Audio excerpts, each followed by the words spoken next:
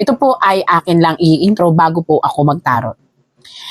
Si Bongbong Marcos po ay pang-17 presidente ng ating Pilipinas. Ito, actually hindi ko po siya nakikita, hindi ko po siya nakakausap. At kahit natarot ko siya noon at nangyari ang mga tinarot ko, ngayon i-analyze natin. Ngayon ko lang po ito napuna. Si Bongbong Marcos ngayon bilang ika-17 na Pangulo ng Pilipinas. Alam niyo po ba na ang 17 ay umuugat at kapag binuo ay 8? Pag pinagsama po yan 1 plus 7 is 8. And ang 8 po is paulit-ulit na bilog kung saan it will repeat itself as a character. Kapag iginilid mo ay infinite, pag inihiga mo ay infinity, kapag itinayo mo siya is distraction po. So ang ibig sabihin, ang posisyon po ngayon ng ating presidente ay isang siglo o isang sinyales na siya ay uulit. Paulit-ulit yan. So kung ano ang ibig sabihin ng paulit-ulit, sa kanyang upuan po, 1 plus 7 is 8. Ibig sabihin nito, 8, paikot, pababa, at paulit-ulit na problema lang. While 1, nag-iisa, plus palakol. So, it means, it will cause distraction sa kanyang upuan. Ngayon ko lang po ito napansin, nung ako po tumingin, daranas po ang ating presidente kung ang susundin natin ay ang feng shui o ang sinyales ng numero sa pagiging palakol. So, maaari siyang makaranas ng pagsibak or maaari siyang makaranas ng matinding hatol ng hustisya. Palakol. Nag-iisang palakol. At nung ito ay natotal, ito ay naging 8. Yun ang nakakatakot. Sana po mabigyang pansin ito ng ating presidente o ng pamilya ng presidente. Maghinay-hinay ang ating presidente. Huwag gumawa ng mga aksyon na sa tingin niya ay magtitrigel upang muling mangyari kung ano ang nangyari sa kanyang ama. 8. Pabalik-balik at muling babalik ang trauma sa pamilya. At ang palakol na 7 ng 17, ito ay magbubukas ng napakaraming sakit ng nakaraan at mabubuhay muli sa kanyang henerasyon. So dapat pag-aralang mabuti ang bawat galaw. Kung sa tingin ninyo na talagang kinakailangan yung pakinggan ang sigaw ng mamamayang Pilipino para hindi totaling masira ang imahen ng inyong pamilya dahil siya bilang isang lalaki ang ngayon ang kumakatawan bilang isang Marcos, pag-aralang mabuti ang bawat galaw. Tandaan nyo po, ang 8 ay pabalik-balik lang na sitwasyon at may nakitang palakol sa inyong posisyon at upuan. At nag-iisa lang kayo na maaaring mag-umpisa ng isang nakaraan. Ang nangyari sa inyong ama ay maaaring mas masahol na mangyari pa kapag hindi pinag-aralan ng bawat galaw, kapag hindi pinagbigyan ang bawat suhestyon ng mga totoong nagmamahal sa inyo na ang itinuturo ay ang hindi kayo mabilang sa biglaang desisyon ng masang Pilipino. Again and again, ito po ay ayon sa pagbabasa ko sa 17, mahina po ako sa Tagalog, mas maganda yung sa English, 17 na presidenteng nakaupo. At dun sa 17 na yon, ang 7 ay palakol. At ang 1 ay nag-iisang siyang tagapagmana ng Marcos na lalaki sa panahon ngayon. Hindi pa kasama yung mga apo. At kung ano nangyari sa ama ay uulitin kapag hindi nila inayos ang kanilang pamamalakad at magpatuloy na masangkot sila sa lahat ng mga negatibong akusasyon ng korupsyon. 8, ang ibig sabihin, babalik muli ang problemang dinanas ng pamilya. 8. Dasal po at magpakatotoo at para sa sanlibutan, kinakailangan ninyong pakinggan ang hinaing ng mamamayang Pilipino. Kapag nararamdaman na ninyo na bumabalik na ang sitwasyon ng iyong ama na panunungkulan at dinanas niya, kapag nararamdaman nyo na po yun, pakinggan nyo na po ang itinuturo ng tunay na mga taong nagmamahal sa inyo na pakinggan ang mamamayang Pilipino para hindi nyo danasin ang dinanas ng inyong ama. Yun po ang aking masasabi. Na ngayon, nabigla talaga ako. Ngayon ko lang nalaman. Actually, alam ko namang 17, pero wala pa. Banjing-banjing lang ako. Kasi nga, wala nga akong kumbaga pag dumating na lang sa isip ko. Pero I tell you po, pwede nyo pa po iyang i-correct once napakinggan nyo po kung ano ang sinasabi ng tunay na mga taong nagmamahal sa inyo. To hear the voice of the masses and to accept the reality that in this world, maaaring bumalik ang bangungot ng isang sitwasyon na nangyari sa inyong ama. Dahil kayo'y nakaupo sa 17 numero ng pagka-presidente. Again and again, yun po ay aking na pag-aralan lang sa bawat numero na aking binanggit. Ngayon, magtatarot na po tayo. Nawa makatulong ako upang hindi ninyo danasin ang mga negatibong nakita ng 18 na numero sa inyong upuan. Naway pakinggan natin po ang boses ng masa at layuan ang mga tao na sa tingin ninyo ay mahal kayo dahil lang sa pinansyal or ginagamit kayo. Tanggapin po natin upang masave ang lahat ng mga clan na lalaki ng Marcos. Ipakita mo sa akin, tarot, reshuffle kita, kung ano talaga ang nakikita mo na update sa ating Ferdinand Bongbong Marcos Jr. Ito na po.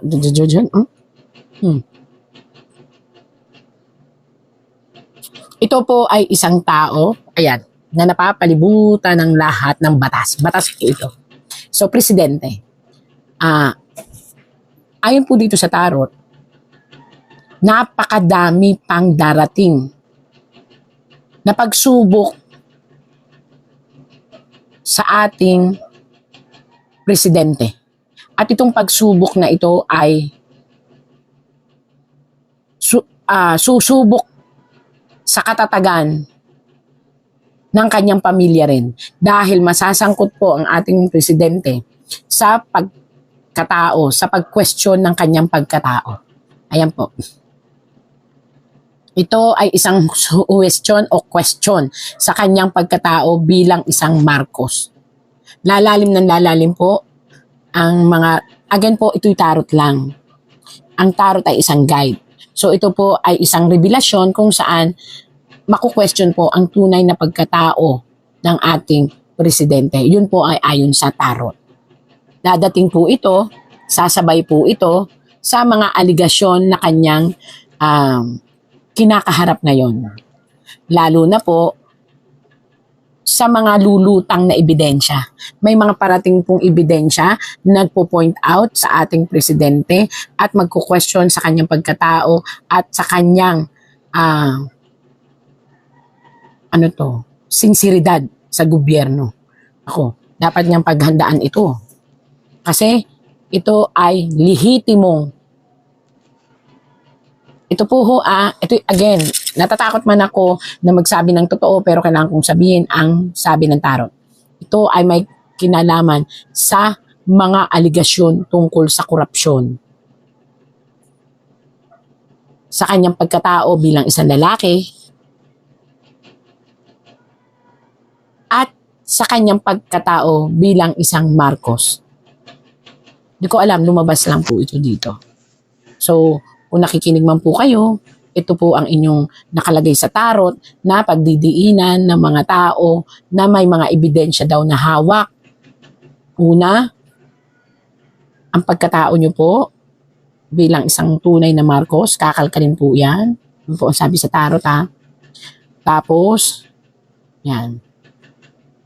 Ang inyong pagkalalaki, ang inyong kasarian, kukwestiyonin daw po yan. Ayon po sa tarot. At ito daw po ay inyong dadanasi at mararamdaman. Kaya po dapat, dahil may isang tao na may mga ebidensya daw po, ito daw po, may isang tao daw po nalulutang na may mga dalang ebidensya. At ito daw po ay napakadami. Kaya ingat po kayo sa inyong pagsasalita, maging mahinahon, at sagutin na lang kung ano ang mga itatanong upang hindi na po humaba pa ang revelasyon. Again, mag-ingat. Bakit ko sinabi kong mag-ingat? Hindi ito usapin ng health. Mayroon pong lulutang na isang video o isang sitwasyon kung saan po maaaring magkaroon kayo ng distraction na pamilya. Hindi ko po alam ito po yung video, ayan po. Kaya ako sinabing video, ayan po. Yun po, yun. May yun. Tapos may cup. So, ingatan pong mabuti. May mga video daw po na lalabas. Ayun yun. Kung saan, parang nakabaliktad po. Kukwestiyonin ang inyong karamdaman kung ito ba ay totoo o gawa-gawa lang. Yun po ang sabi dito. Tarot lang po ito. Gusto ko lang po talagang basahin kung anong sinasabi. At may isang babae na lulutang. Hindi po ito Vice President. Iba po ito. Ito hindi po konektado sa politika. Ito isang babae na lulutang kung saan may hawak daw po siyang ebidensya. At ito, ang kukwestiyonin niya ay ang inyong medical. Medical. Ko alam, bakit ngayon? Na papalabasin dito, yan, para ako nagbabasa, papalabasin dito na itong hawak ninyong medical ay nakabaliktad. Ibig sabihin, hindi ganun kalala. Hindi yung matatakot kami na mamamatay kayo. Kung hindi, ginagawa iyon, yan po, may medical, nakabaliktad, na ginawa lang daw po iyon upang, ayan, walang kamatayan eh. Ibig sabihin po, may sakit pero hindi ganun kalala, tapos ang sitwasyon hindi naman mamamatay, walang kamatayan, wala. Nakabaliktad nga po kayo eh. Pero, ito lang po kasi yung the only way to tell people na may sakit kayo. Parang ganun. So parang hindi naniniwala itong babaeng ito na totally kayong may sakit. Merong karamdaman pero hindi ganun kalala kagaya ng mga lumalabas sa ating mga istorya. At dito, again and again po, kukwestiyonin na naman ang pagkatao nyo bilang isang Marcos. Hindi ko alam, ba't lumabas yun? And again, mauungkat again ang tungkol po sa inyong mag-asawa. Ito'y isang video na parang, ano ba yun? Makakalkal lahat. Ayan. Naku, pag-aralan nyo pong mabuti ang inyong move. Kasi, kinakailangan maipaliwanag po ang lahat ng lalabas kasi may isa kayong kakaharapin na kailangan ninyo talaga ito punto per punto maipaliwanag ninyo. Isang malaking ari-arian ang ilalabas ng mga taong nagsaliksik sa kung anong meron po kayo na natatago. So hindi ko alam, lumabas lang po ito. At isang lalaki, ito po tigre, isang lalaki na talaga namang naging pamilya at iningatan ninyo ang muling babaliktad sa inyo.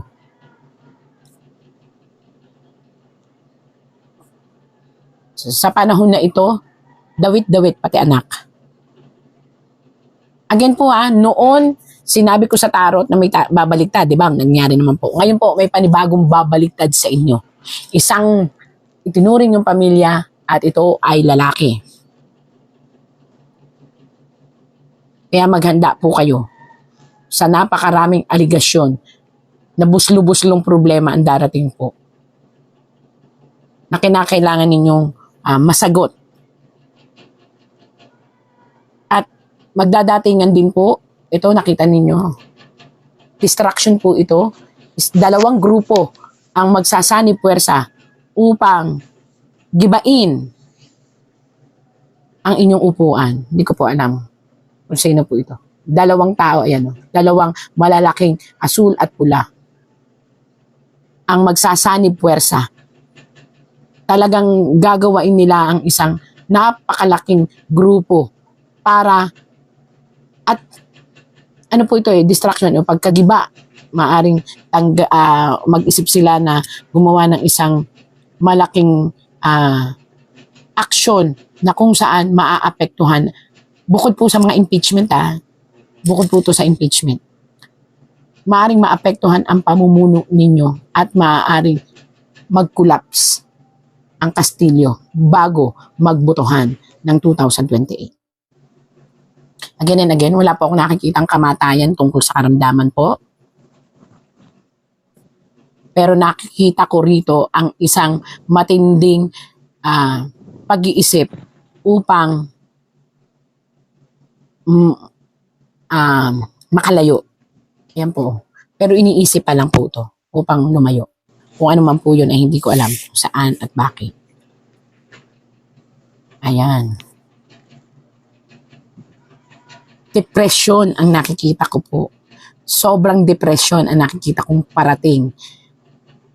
Hindi po yung sakit na kumakalat ngayon, kundi depression ang parating. Nagigiba sa inyong emosyon, mentalidad at katawan. Yun po. Again and again po, hindi ko po hangad na sabihin ang mga nakita ko rito, pero kung papansin niyo ito po'y babala upang makapili kayo ng mga tao, ng mga tamang tao na pakikinggan upang maituwid ang mga pagkakamali ng nakaraan at hindi na maranasan ninyo ang naranasan ng inyong tatay. Ang inyong buhay ay inyong dala, pero ayon nga po dito, ito isang tarot lamang. Na kung inyong pakikinggan, maaari rin naman makatulong sa inyo. And napakadami po, buslo-buslong problema po ang parating. Hindi lang po, kahit po nakita po dito sa tarot na kahit po anong sabihin at gawain, kung may mga taong nag-feed ng maling galaw sa inyo, hindi po mababawasan ang inyong kalaban, lalo kung magagalit. Maraming lalabas pa. Kaya kung ano po ang sabihin ng masang Pilipino, pakinggan nyo po upang again and again, hindi nyo maranasan ang naranasan ng inyong father. Para po sa mga lahat ng mga Marcoses, ayan po ang lumabas na tarot. Again, ito po ay tarot lamang. Huwag nyo pong damdamin. Kung tutuusin, may mga magagandang payo ang tarot na kung hindi didibdibin, ay makakatulong upang maibsan ang galit ng mamamayang Pilipino na lumalabas dito.